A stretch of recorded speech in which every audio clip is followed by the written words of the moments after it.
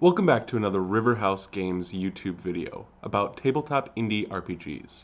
We're going to be talking about game jams today, specifically one game jam that I ran earlier this year called Short Rest. Now, this was a game jam that really wanted to make cozy games. It was inspired by a white paper or a research group kind of get together thesis on coziness in video games from a project called Project Horseshoe. They wrote a paper called Coziness in Games, an exploration of safety, softness, and satisfied needs.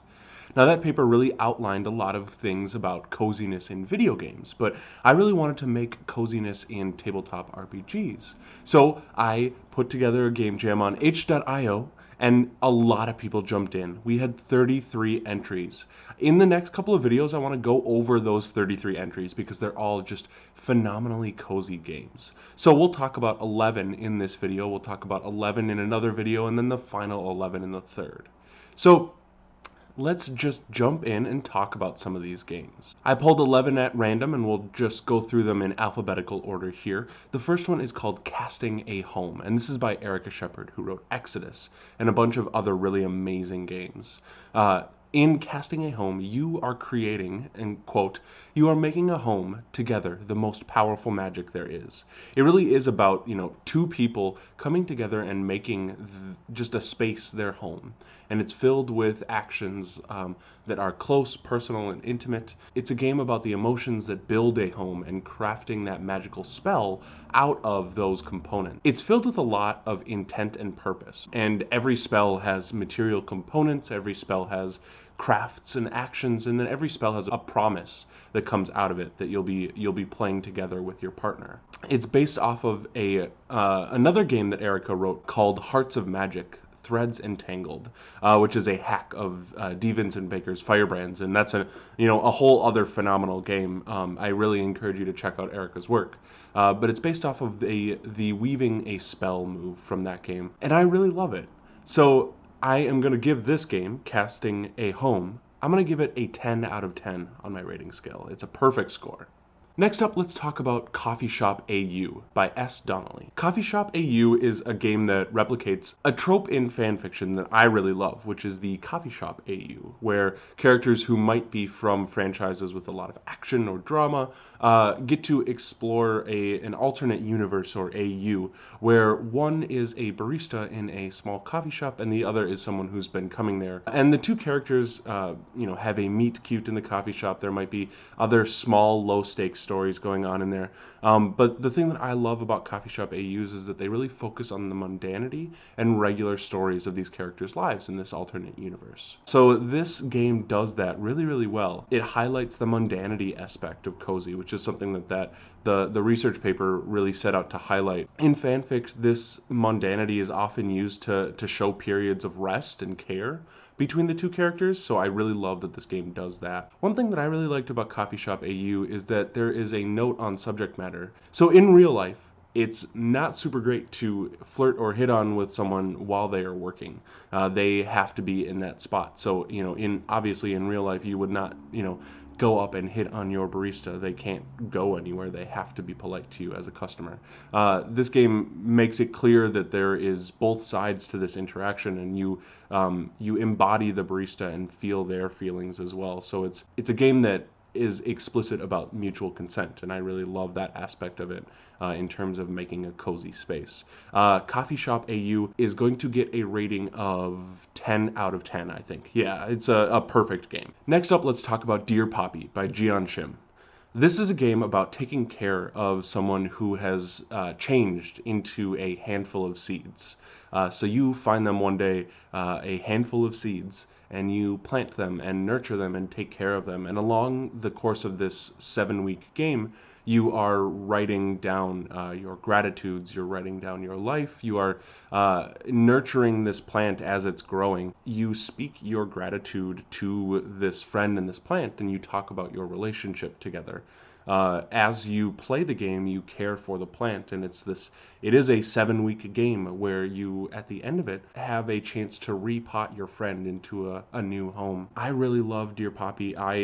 Personally, to me, gardening is one of those very, very cozy actions and elements that makes me slow down and take stock of the actions that I'm doing to both nurture for whatever plant I'm caring for, but also how I nurture myself.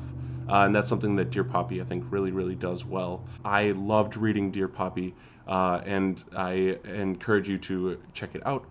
By the way, I'll have links for all of these games that we're talking about in the comments section of the YouTube video. Dear Poppy is going to get a perfect score, a 10 out of 10. The next game I want to talk about is Keep Warm in Your Travels. Next up is Keep Warm in Your Travels by Hands of Blue. This is a physical game where you are knitting or crocheting or doing other fiber art as your grandchild is telling you the stories of their adventures. Slow, repetitive hand motion, just kind of lazy weekend afternoon feeling of just telling your grandparents your life and listening to someone who you care about tell you about their stories. I really, really super love Keep Warm in Your Travels. You use different fiber colors to represent different feelings or events. It really is a very relaxing sounding game, and I am super excited for folks about it. I know that there's some knitters who watch, so check that out. Keep Warm in Your Travels is going to get a 10 out of 10, a perfect score.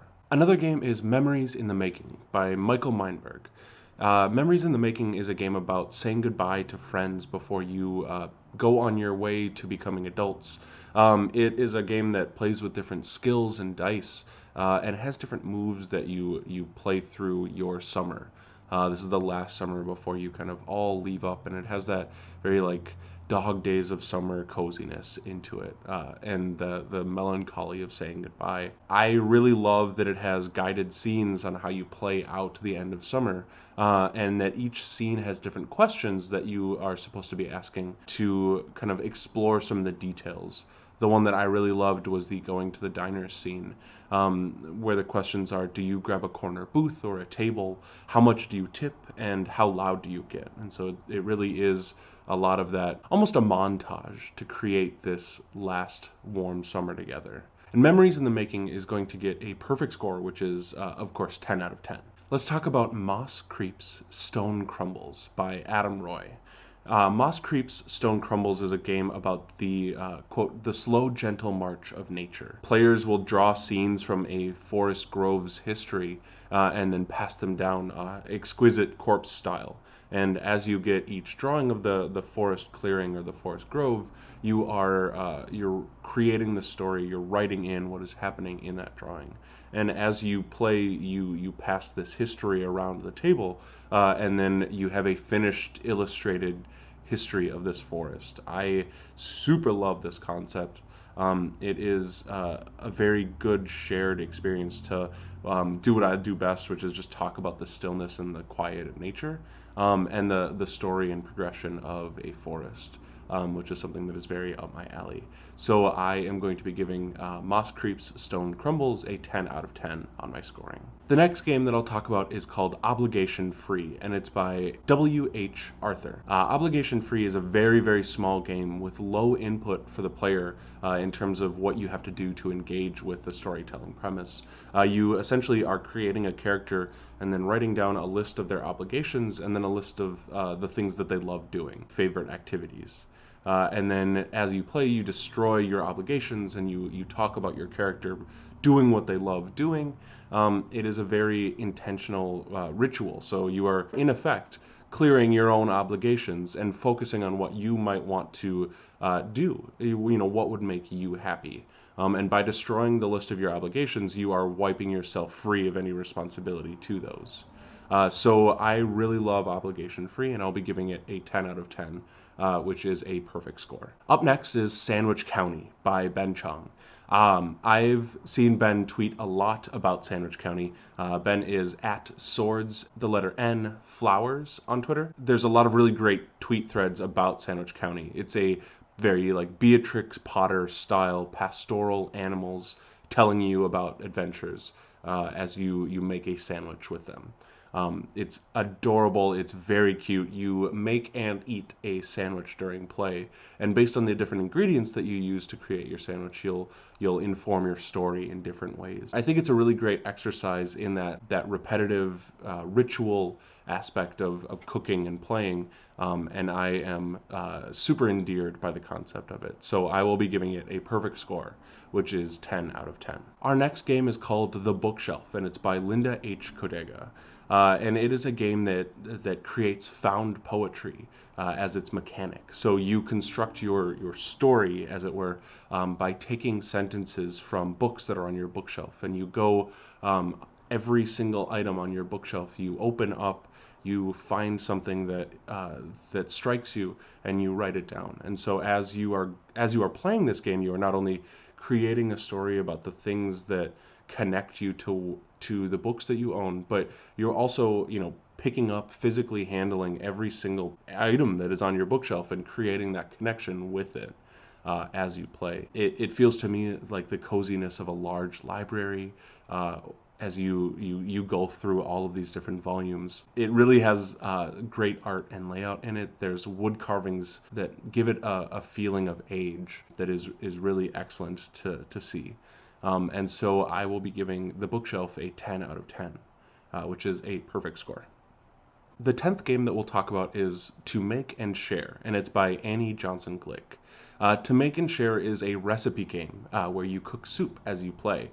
And you are directed to play this as an in-game rest of like a larger campaign. So as your characters gather around a fire or retire for the evening, one thing that I really love is that it gives you an inexact recipe, and it tells you, cooking is inexact. Soup is not a perfect science, which I super love. The joy that I take in cooking is not bound by an exact recipe, but it's more of an improvisation where you are following tools and techniques and using those skills to create something that you will enjoy.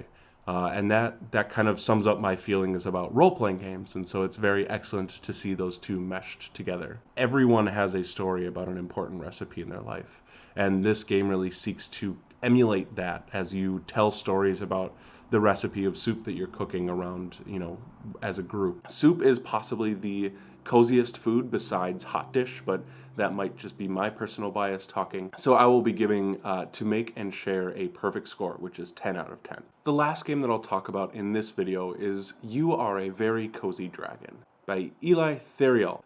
This is a one-person LARP about being a dragon, and it is incredible. It's about gathering things that make you happy and resting in a comfortable place.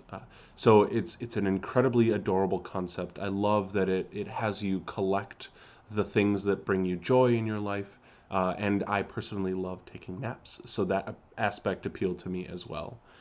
It has an extremely cute cover art, and I fell in love with it at first sight, and then as soon as I opened it and started reading as well.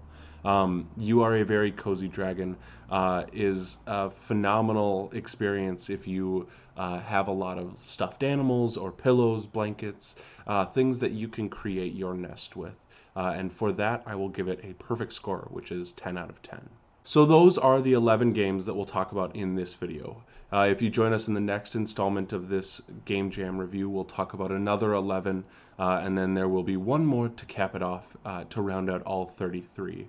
As a reminder, we do not have a deadline on this, so although the Game Jam is over, we will always take late submissions. Deadlines are not cozy. So if you're watching this and want to make a game about rest or warmth or comfort or care, anything cozy, you can check that out on itch.io. And I encourage you, if you are on itch.io, if you're curious about game jams, there are so many running right now. Check out everything out of the RPG Design Friends community because they are running at least one game jam a month for the rest of 2019, and I am supremely excited for all of the game jams that we'll be running. So until next time, I just want to remind you that you can find Riverhouse Game stuff online at riverhousegames.com. You can find my games on riverhousegames.itch.io. You can find the podcast that I make, a Game Closet, an informal chat show with queer and LGBT plus tabletop gamers. And you can find me on Twitter at Leviathan Files. You can help support us at patreon.com/riverhousegames. And until next time, I want to remind you to always be cozy and comfortable as you share and enjoy.